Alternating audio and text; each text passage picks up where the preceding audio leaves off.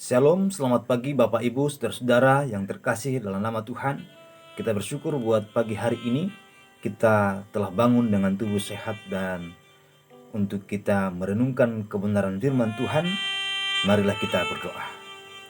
Terima kasih Bapa buat kasih-Mu yang besar bagi kami, yang telah membawa kami kepada hari baru, hari yang penuh berkat. Itulah yang kami imani.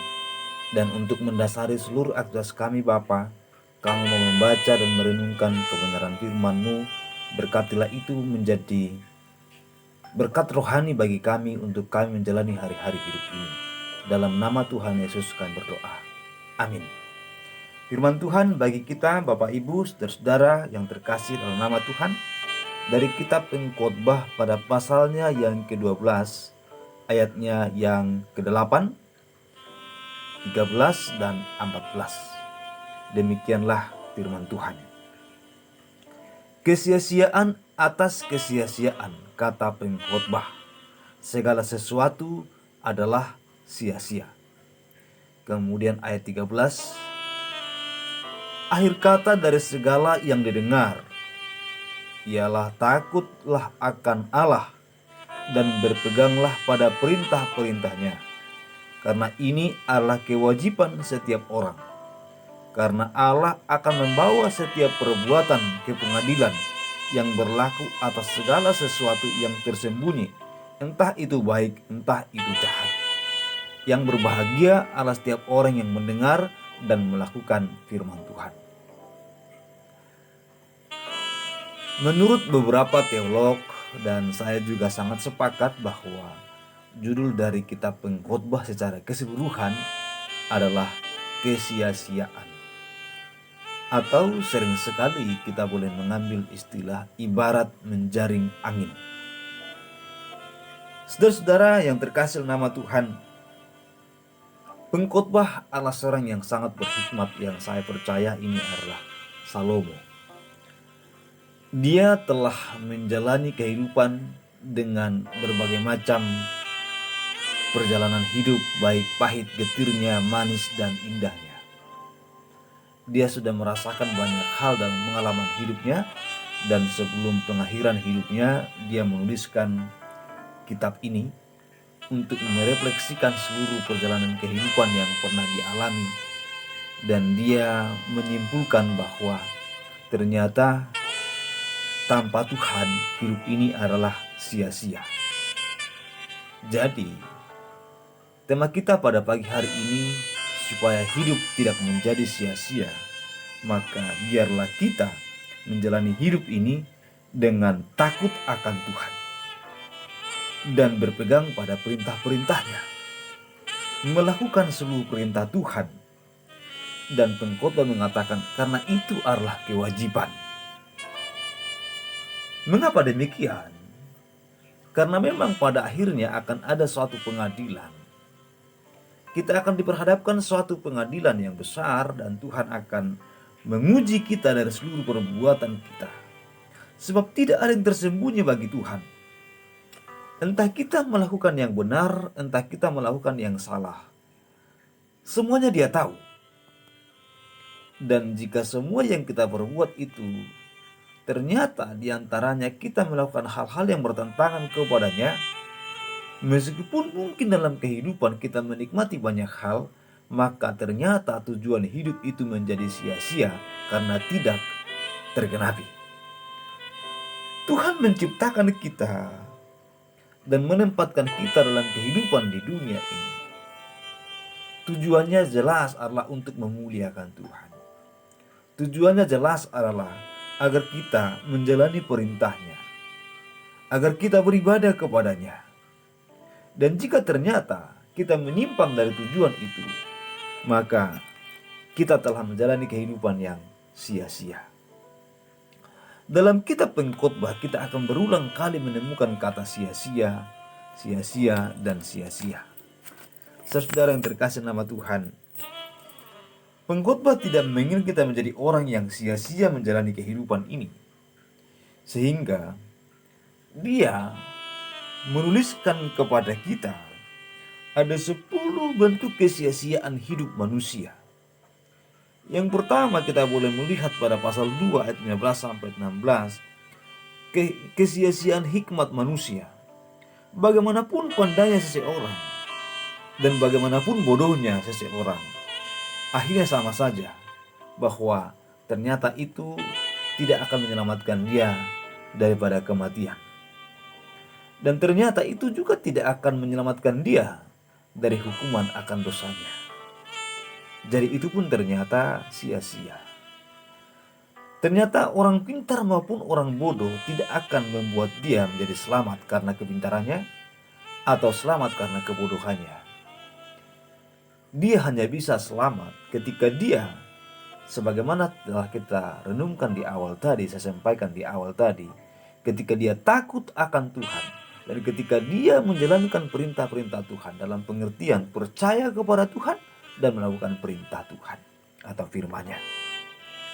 Jadi ternyata kepintaran dan kebodohan adalah sia-sia saja jika itu diharapkan untuk keselamatan jiwa seseorang. Yang kedua, bahwa pekerjaan manusia adalah sia-sia belaka, karena hasil kerja orang rajin dan hasil kerja orang malas sama-sama akan habis saja. Sama-sama tidak akan ada artinya untuk prinsip rohani. Semua itu hanya akan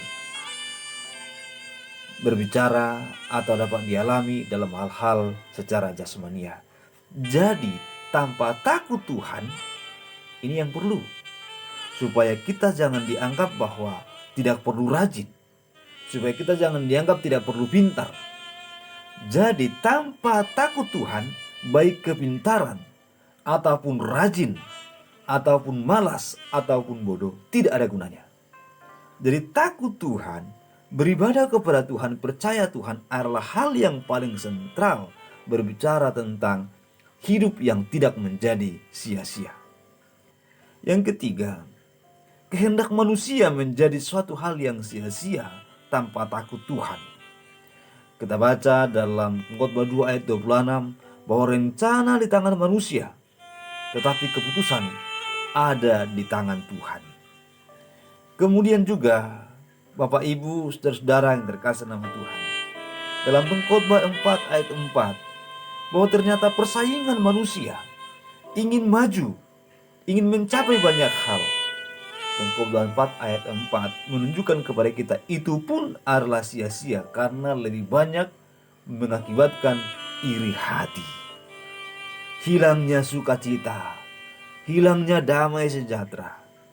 Jadi saudara yang terkasih nama Tuhan, keinginan mencapai sesuatu jika tidak takut Tuhan, jika dia ingin mendapatkan sesuatu tetapi tidak takut Tuhan, tidak menyertakan Tuhan di dalam proses itu, maka semua itu akan menjadi sia-sia. Jadi bisa saja dia mendapatkan jabatan itu, bisa saja dia mendapatkan cita-cita itu, tetapi pada akhirnya sia-sia. Mengapa? Karena ternyata tidak ada kedamaian di sana nantinya. Ketamakan manusia adalah sia-sia. Terus kesia-siaan kemasyhuran manusia pun sangat sia-sia karena hanya bersifat sementara. Terus nafsu manusia pun akan menjadi sia-sia tentang harta, tentang kebendaan. Karena ternyata uang pun akan lenyap. Segala sesuatu akan menjadi lenyap. Jadi intinya Bapak, Ibu, saudara yang terkasih nama Tuhan, tanpa Tuhan semua akan menjadi sia-sia. Itulah yang kita boleh baca di dalam Pengkhotbah 5 ayat yang ke-10, bahwa ternyata nafsu akan harta adalah sesuatu yang sia-sia. Apakah dengan demikian kita tidak butuh harta? Sangat butuh. Sangat butuh. Tetapi dapatkanlah harta itu dengan takut Tuhan. Dapatkanlah berkat itu dengan bersyukur dan juga beribadah kepada Tuhan dengan mendapatkannya sesuai dengan perintah Tuhan. Jika kita mendapatkannya di luar kehendak Tuhan, dengan cara-cara yang Tuhan tidak senangi, maka itu adalah kesia-siaan belaka. Karena tidak ada sesuatu yang dihasilkan selain daripada akhirnya adalah kesusahan saja. Kemudian saudara terkasih nama Tuhan, keinginan manusia pun demikian, sukacita manusia pun demikian, penghargaan tentang manusia pun demikian. Penghormatan yang diharapkan sebagaimana kita boleh temukan dalam Pengkhotbah 8 ayat 10, 14, itu pun semua menjadi sia-sia. Intinya Bapak Ibu saudara yang terkasih nama Tuhan, apapun yang kita lakukan di bawah kolong langit ini, apapun yang ingin kita capai di dunia ini, jika kita hendak mencapainya atau jika kita melakukannya tanpa takut Tuhan, semuanya akan menjadi sia-sia. Pada akhirnya akan bumerang. Pada akhirnya efek-efek negatifnya lah yang akan dituai. Ibarat menjaring angin. Seorang teolog besar, Derek Tidball, berkata bahwa manusia sering sekali gagal untuk memahami bahwa hidup ini tanpa Tuhan adalah sia-sia. Itulah yang direnungkan oleh pengkhotbah yang saya percaya penulisnya adalah Salomo. Itulah yang dia renungkan dan dia pahami. Ternyata tanpa Tuhan semuanya ini menjadi sia-sia. Ternyata tanpa Tuhan jabatan ini sia-sia. Ternyata tanpa takut Tuhan harta ini pun sia-sia. Ternyata tanpa takut Tuhan ujungnya, kesimpulan terakhirnya adalah hidup ini pun sia-sia. Saudara yang terkasih nama Tuhan, jangan biarkan hidupmu sia-sia. Hiduplah dengan takut akan Tuhan. Hiduplah dengan beribadah kepada Tuhan. Jalaninlah hidup dengan menekuni dan melakukan segala firman Tuhan. Marilah kita berdoa. Terima kasih Bapa atas kasih-Mu yang besar. Kami merenungkan firman-Mu pada pagi hari ini. Jangan izinkan hidup kami menjadi sia-sia. Oleh karena itu, tatkala kami mau menjalani hidup sesuai dengan hawa nafsu kami, keinginan kami, cita-cita kami, kehendak kami sebagai manusia, jika hal itu sudah melanggar dari perintah-Mu, jika hal itu tidak sesuatu yang Tuhan inginkan, ampunilah kami dan sekarang bawalah kami kepada jalan kehendak-Mu, untuk kami boleh melakukan kebenaran firman Tuhan. Ketika kami ingin mendapatkan sesuatu, biarlah itu kami dapatkan dari tangan Tuhan, supaya itu pun tidak menjadi sia-sia bagi kami. Terima kasih Bapa, terima kasih ya Tuhan. Berkati kami sepanjang hari ini dalam aktivitas kami. Yang lemah biarlah Engkau yang menguatkan, yang susah biarlah Engkau yang menghiburkan, yang berkekurangan biarlah Engkau yang mencukupkan, dan yang sakit biarlah Engkau yang menyembuhkan mereka Bapa. Jagai seluruh umat-Mu, setiap orang mendengarkan firman Tuhan pagi hari ini, biarlah Tuhan menjagai mereka sepanjang aktivitas sepanjang hari ini. Lalu berkati mereka semua ya Allah. Terima kasih Bapa, terima kasih ya Tuhan. Inilah doa kami kepadamu dan kami percaya jauh lebih banyak daripada apa yang kami doakan ini, Engkau akan berikan kepada kami karena Engkau Allah yang Maha Kasih, yang peduli kepada kami semua. Dalam nama Tuhan Yesus kami telah berdoa dan bersyukur. Saudaraku yang terkasih oleh nama Tuhan, pergilah kepada aktivitasmu sepanjang hari ini. Renungkan dan lakukanlah firman Tuhan.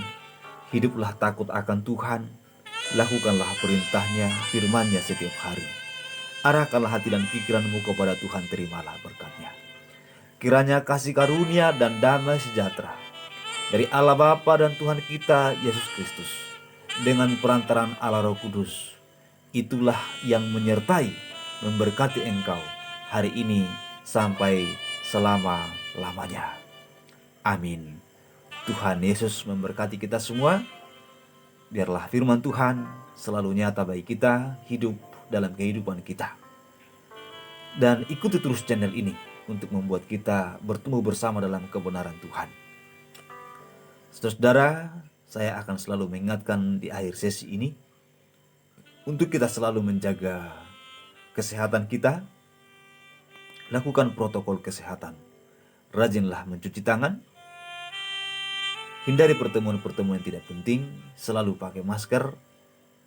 Jaga jarak antar personal. Tuhan Yesus memberkati kita semua. Allah yang Maha Baik, Tuhan menolong kita, dan sampai ketemu di hari berikutnya.